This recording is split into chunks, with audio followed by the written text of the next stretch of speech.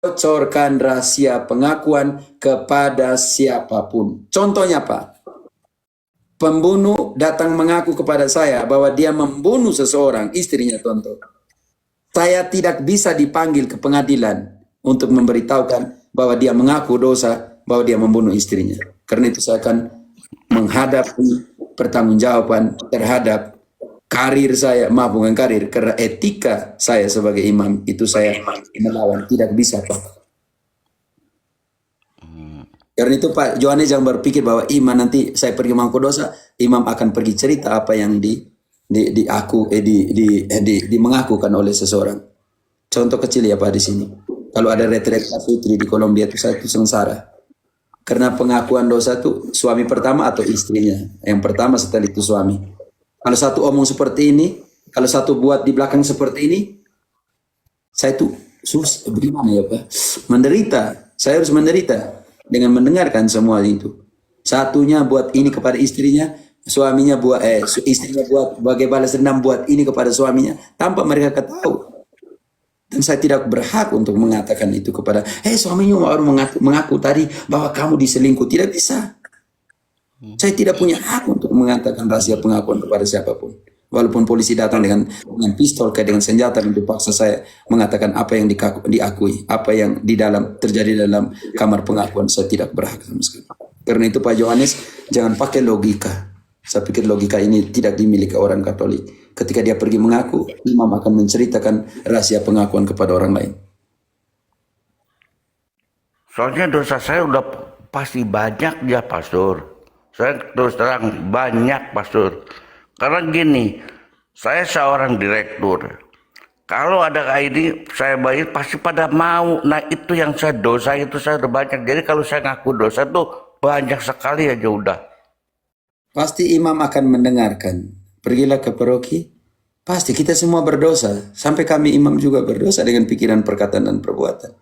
Karena 1 Yohanes 1 ayat 8 mengatakan, ketika mengatakan bahwa kita tidak berdosa kita ini tukang tipu dan tidak ada kebenaran pada kita. Dan ayat 9 mengatakan, mengakulah dosamu, maka Allah yang setia akan mengampuni dosamu. Kalau kita tahu bahwa ada pengampunan dan otoritas pengampunan yang diberikan Yesus kepada para Yohanes, saya pikir 4 bulan lalu saya sudah menjawab pertanyaanmu ya. Nanti ini pertanyaan yang sama karena saya ingat dan saya punya ingatan kuat ya. Iya, terus waktu saya mau ngaku dosa, Pastor, ke gereja, waktu gereja saya mau ngaku dosa, tapi emang ragu, cuman saya bilang, Pastor, kalau saya sekarang saya nggak komuni. Nah, tapi istri saya udah meninggal, boleh nggak terima komuni? Oh, boleh sekarang karena istri udah meninggal. Jadi saya ragu, itu boleh apa enggak? Belakang saya belum ngaku dosa. Pak akan bertanya, boleh terima atau tidak? Pasti jawaban imam itu boleh. Tetapi Pak tidak bilang, sebelum itu saya bisa mengaku dosa atau tidak? Pasti pertanyaan harus dirubah.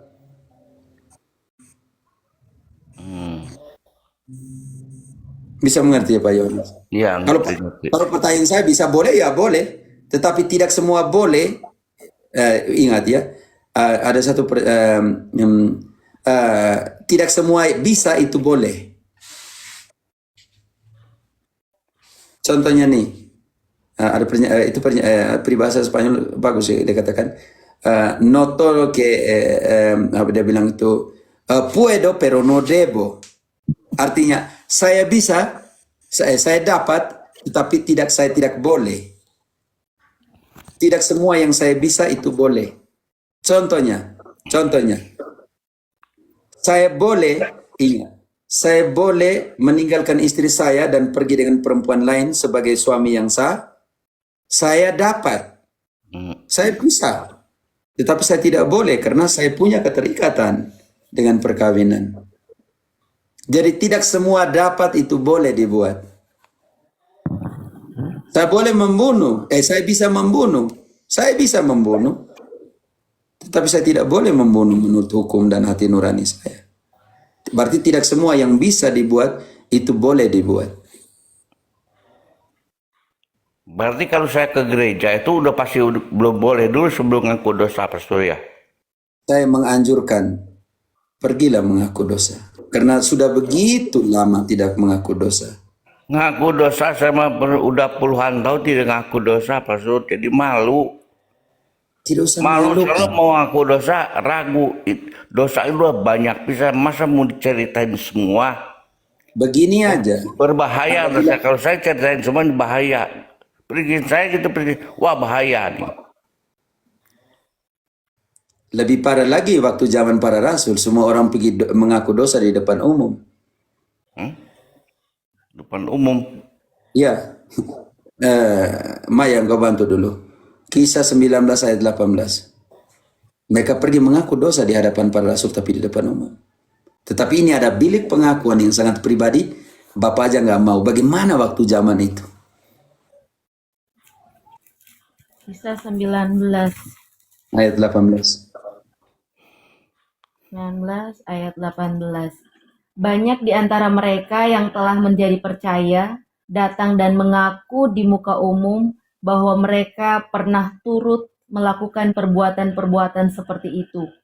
Oke, cukup.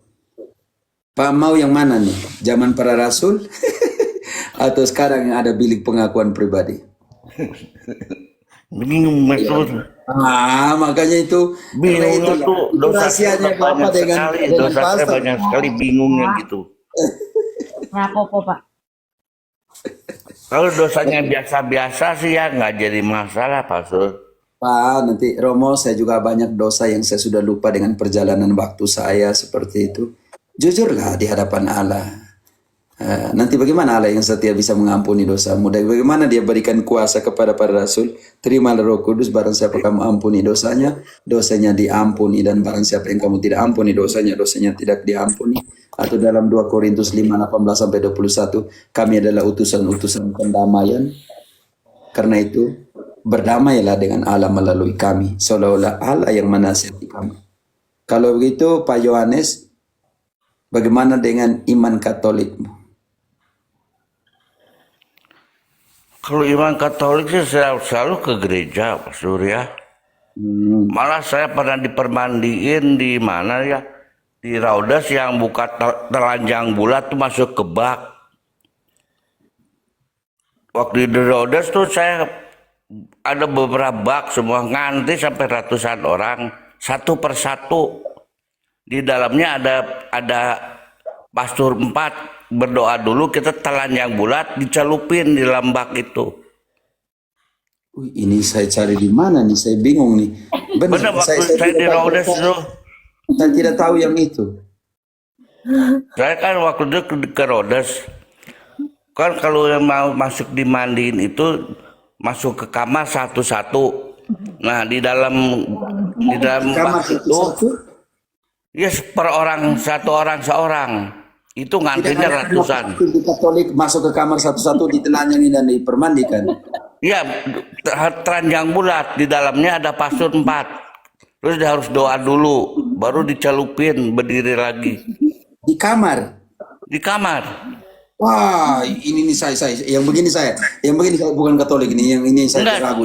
saya kan ke Rhodes, pastor. Lourdes yang mana nih yang pada praktik seperti ini? Di Rhodes di Prancis. Aduh. Jangan sampai Pak Yohanes jangan sampai masuk ini bilik pijat atau apa nih, saya bingung. Benar ini mah waktu tahun 2000 ya, saya tahun 2000 ya. Pak Yohanes, jangan sampai Ya. bukan ke Katolik nanti. Kenapa? Jangan sampai bukan Katolik karena tidak ada praktik seperti itu dan dimasukkan dalam satu ruangan di kamar oleh 4 pastor, ditelanjangi baru dipermandikan. Tidak ada praktik seperti itu. Dicelupin terus berdiri lagi. Hai Pak, jangan marah. Saya ini ragu ya informasi seperti ini. Saya maaf ya Pak Ini Yohanes. saya pasti benar saya sih. Benar Ya, sekali. tapi Saya tidak ada pergi saksi. itu tahun 2000. Ya Pak Yohanes, tidak ada saksi sini, saya tidak bisa percaya karena kalau tidak ada saksi, oke? Minta maaf, saya pikir ini fantasia, cerita seperti ini tidak dipraktikkan oleh kekatolikan. Apalagi suruh mempermandikan orang seperti ini harus ditelanjangkan dengan 4 imam di dalam kamar. Pak, saya bingung ini antara fantasia atau apa ini.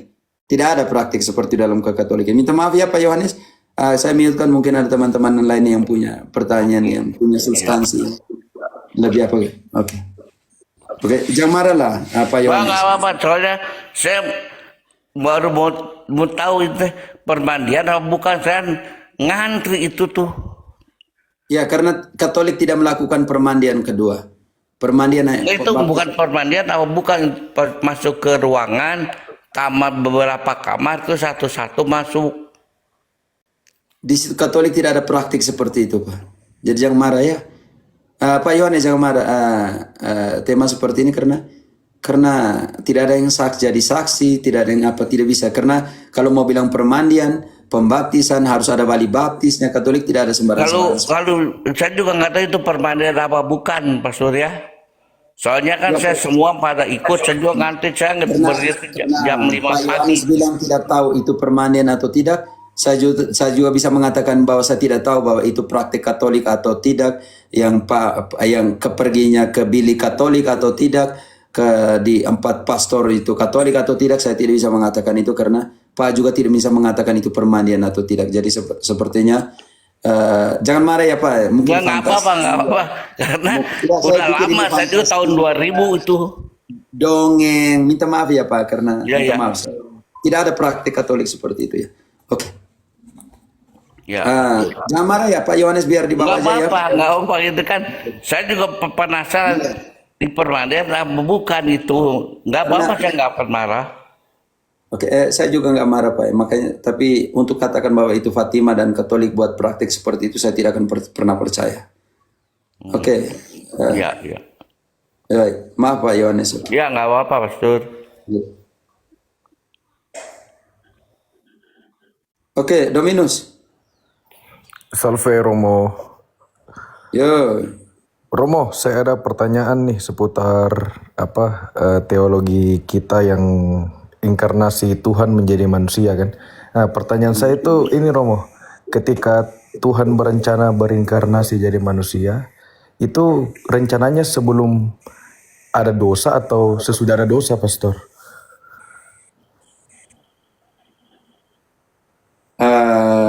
Kita harus kembali semua dari kejadian, oke? Pertanyaan saya, kenapa Yesus datang ke dunia? Kalau semua kalian tidak berdosa, buat apa lagi dia datang kan? Oke. Betul, Romo. Dan Yohanes katakan, betapa besarnya kasih Allah kepada manusia, Sehingga dia mengaruniakan anaknya yang tunggal supaya anaknya tinggal. Oke. Kenapa? supaya selamat. Apa yang kita punya kalau gitu? Iya, ada jaminan Romo. Ada jaminan. Tapi apa kondisi kita kalau gitu? Dosa jelas. Kalau kita tidak dosa lagi, buat apa lagi dia datang ya? Kalau tidak berdosa lagi, kenapa lagi dia sudah pergi nih? Menurut Protestan, dia sudah menebus kita. Kalau begitu, kenapa Yesus mendelegasikan korban rekonsiliasi? Betul Romo, betul. Dia sudah datang, dia sudah menebus kita, selesai, telestai. Sudah selesai di dalam Yohanes 19 ayat 30. Sudah selesai, artinya penebusan sudah selesai. Bisa mengerti? Betul. Kalau itu kenapa kita masih hidup di dunia ini? Karena kenapa dia masih mengatakan bahwa terimalah Roh Kudus, barang siapa kamu ampuni dosanya sudah dosanya diampuni. Kenapa lagi? Dia sudah menebus kita.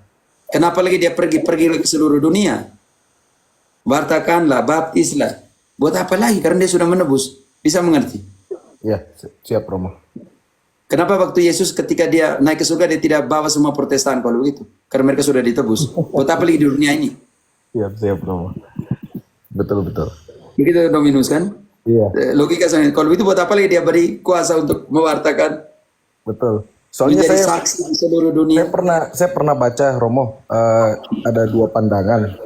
Saya kan pernah baca tulisan Thomas Aquinas juga mengenai inkarnasi. Kalau manusia tidak berdosa, betul Kristus tidak perlu datang ke dunia. Tapi ada pandangan teolog Katolik yang lain juga bilang Tuhan tetap bisa inkarnasi walaupun manusia tidak jatuh dalam dosa gitu.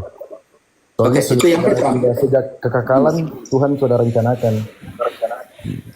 Oke. Yang kedua, inkarnasi itu adalah revelasi Allah sendiri untuk berbicara dengan kita. Ibrani 1 dari ayat 1. Ya, tidak, yang pertama, poin pertama itu ya, penebusan kita. Yang kedua, dia ingin mendialogkan dirinya sendiri dengan kita, mengkomunikasikan dengan melalui anaknya kepada kita. Oke. Siap, Romo. Maya, Ibrani 1 dan ayat 1. Ibrani 1 ayat 1. Setelah pada zaman dahulu Allah berulang kali dan dalam pelbagai cara berbicara kepada nenek moyang kita dengan perantaraan nabi-nabi. Dengan perantaraan nabi-nabi, maka pada zaman akhir ini ia telah berbicara kepada kita dengan perantaraan anaknya yang telah ia tetapkan sebagai yang berhak menerima segala yang ada. Oke, tahan. Dominus bisa mengerti. Pada zaman dahulu, Allah berbicara kepada nenek moyang kita melalui para nabi. Sekarang dia mau bicara dengan kita melalui apa? Melalui putranya, Sang Firman. Sang Firman itu. Nanti penjelasan sampai ayat 3. Nona, bagus sekali penjelasannya. Oleh dia Allah telah menjadikan alam semesta. Ia adalah cahaya kemuliaan Allah dan gambar wujud Allah, dan menopang segala yang ada dengan firman-Nya yang penuh kekuasaan. Untuk menopang. Dan setelah ini penting, dia pulang kembali atau tidak? Dan setelah selesai mengadakan penyucian dosa, ia duduk di sebelah kanan yang maha besar, di tempat yang tinggi. Ada dua tujuan di situ, Om Dominus. Iya, penyucian dosa. Berbicara dengan kita, dan yang kedua adalah penyucian dosa. Dan sabda sudah menjadi daging dan tinggal di antara Kita. dan di antara kita. Yohanes 1 ayat 16. 14 atau 16. Coba 14, Yohanes 1 14. Yohanes 1 ayat 14. 14. Firman itu telah menjadi manusia dan diam di antara kita, dan kita telah melihatnya, dan kita telah melihat kemuliaannya, yaitu kemuliaan yang diberikan kepadanya sebagai anak tunggal Bapa, penuh kasih karunia dan kebenaran. Oke. Immaculata, engkau catat pertanyaan di bawah juga bagus. Ada beberapa pertanyaan bagus. Oke. Sekarang, sabda sudah di antara kita ini. Tugas setelah Yesus pergi, Pak Dominus, setelah Yesus pergi, apa yang harus dibuat oleh para rasul dan gereja? Ini penting. Firman hidup itu harus diteruskan atau tidak diteruskan, diwartakan atau tidak diwartakan. 1 Yohanes 1 mulai dari ayat 1. 1 Yohanes 1. Apa yang telah ada sejak semula, yang telah kami dengar, yang telah kami lihat dengan mata kami, yang telah kami saksikan, dan yang telah kami raba dengan tangan kami tentang firman hidup, itulah yang kami tuliskan kepada kamu. Dominus. Hidup itu telah dinyatakan. Hidup itu telah dinyatakan. Maya. Dan kami telah melihatnya dan kami telah melihatnya, dan sekarang kami bersaksi dan memberitakan kepada kamu tentang hidup kekal yang ada bersama-sama dengan Bapa dan yang telah dinyatakannya kepada kami. Oke, Pak Dominus, misi kita di sini melanjutkan apa yang diwartakan oleh para rasul, yang kami lihat dengan mata kami, yang kami dengar dengan telinga kami, yang kami saksikan dan kami raba dengan tangan kami tentang firman hidup, itu yang kami tuliskan kepada kamu, dan kami mewartakan hidup kekal itu. Tugas kita, karena Tuhan mau semua orang selamat. Saya akan bertanya, kalau itu Tuhan, ketika engkau sudah tebus dan engkau naik ke surga, engkau tidak bawa semua Protestan waktu itu, karena mereka bilang mereka sudah ditebus. Betul, Romo, betul. Kenapa engkau masih memberikan misi, memberikan otoritas untuk mewartakan, untuk pengampunan dosa, untuk merayakan Ekaristi sampai engkau datang kembali? Setiap kali kamu makan tubuh ini dan minum darah ini, kamu mewartakan kematian Kristus sampai ia datang lagi. 1 Korintus 11 ayat 26. Kenapa? Kenapa engkau memberikan tugas untuk pergi bermisi? Kalau hanya dengan iman saja orang sudah diselamatkan. Ya, buah-buah iman itu perbuatan ya Om Romo. Jadi kita harus barengkan dengan perbuatan juga. Bukan buah-buah iman. Iman itu dikerjakan oleh perbuatan. Siap-siap Romo. Jadi karena kalau itu ada dua hal ini. Maka tadi awal-awal saya omong tentang Tuhan bilang dalam pengertian konsep interpretasi, garam itu seperti iman. Dia memberi rasa tanpa disebutkan. Betul Romo. Contohnya nih, kalau engkau makanan tanpa garam rasanya apa? Hambar Romo. Hambar. Lalu engkau taruh garam, engkau rasa enak atau tidak? Jelas enak Romo. Lalu setelah itu engkau mengatakan ini baru garam atau ini baru makanan? Ini baru makanan. Iman itu seperti benih yang engkau tanam di dalam tanah, tetapi engkau tidak pernah melihat bijinya. Engkau lihat pohonnya yang menghasilkan buah. Benih itu seperti batu. Dirikan rumahmu di atas dasar Batu. wadas. Batu. Ketika dia memberikan fondasi untuk rumah, engkau tidak lihat batu itu, tapi dia memberikan kekuatan untuk bangunan itu. Paham Romo. Bisa mengerti dalam pengertian itu. Jadi dan ketika Yesus bilang jadilah cahaya, jadilah terang. Karena menurut Yesaya 58 ayat 7 selanjutnya, perbuatan kasihmu itulah terang. Dan orang melihat terang atau tidak melihat terang? Melihat Romo. Dan di dalam perbuatan, bagikanlah roti kepada mereka yang lapar. Bawalah orang miskin ke rumahmu.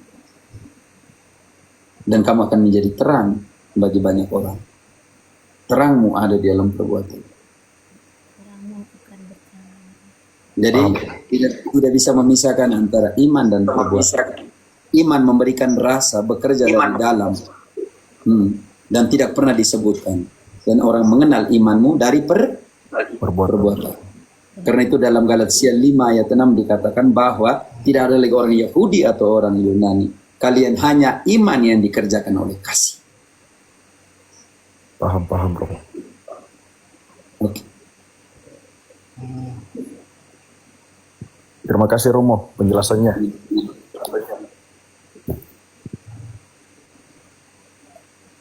Yang kami lihat, rasakan dan raba dengan tangan kami, Paulus menulis kitab karena alasan tersebut. Itu bukan Paulus yang tulis, itu Yohanes yang tulis.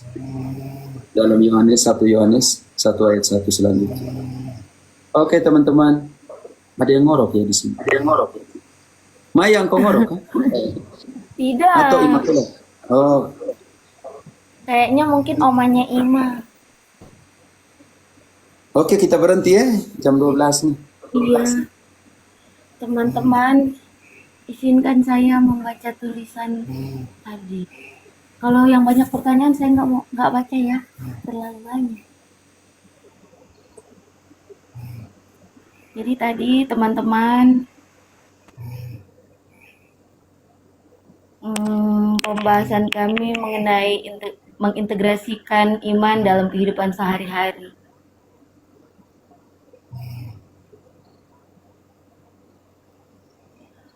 Kesimpulan yang mau saya sampaikan di kesempatan ini adalah